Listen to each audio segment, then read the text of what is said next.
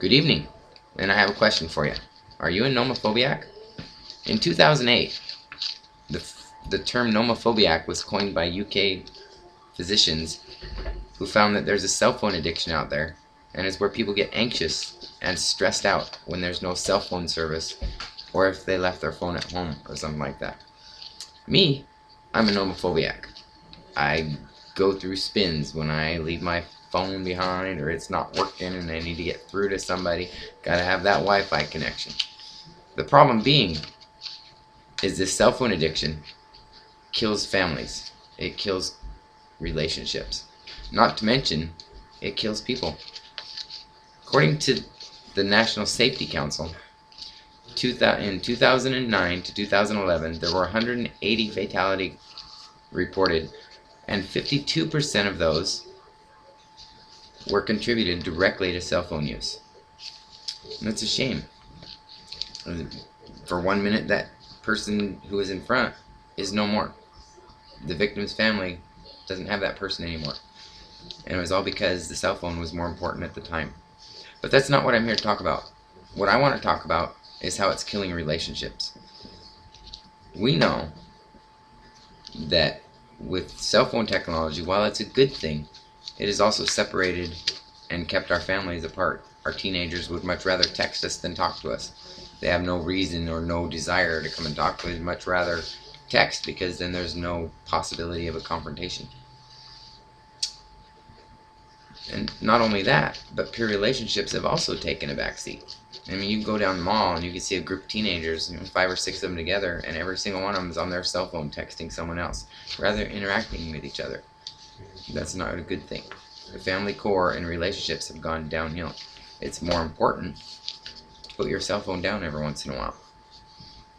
And with this advent of the nomophobia and the cell phones becoming more important and very central and key to your life, even husband and wives have the issue. One may be sitting next to each other, but they're on their phone. Well, why can't they just snuggle? And why can't they sit there and watch TV?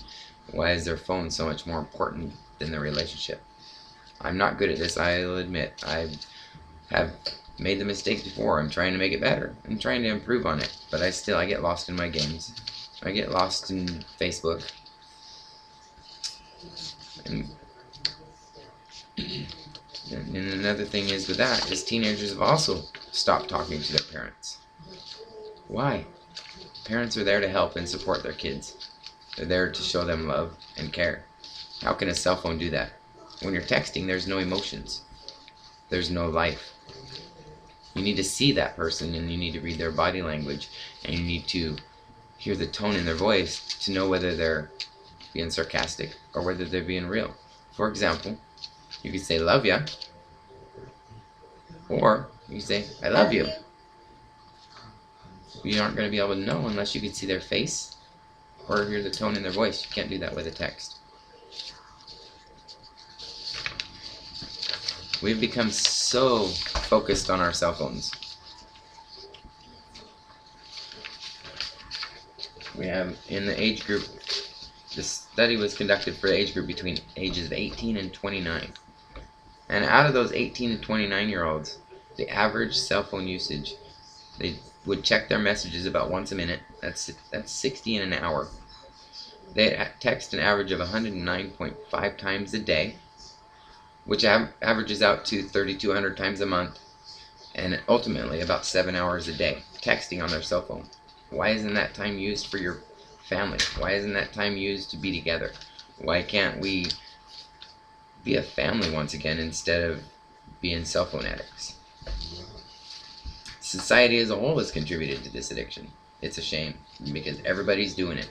In fact, that's one of the reasons why I started doing it. Everybody around me was doing it, so I got on my phone and I started playing games, and it's not fair. What I'm here to do today, I'm telling you, the truth of the matter is, cell phones do kill people. Not only the ones in the accidents, the fatalities, the crashes, but even more so, it's killing the family. Put your phones down once in a while. Embrace your children. Show them that you love them. Don't forsake this beautiful girl for this cell phone. Thank you. Have a good night. Bye-bye.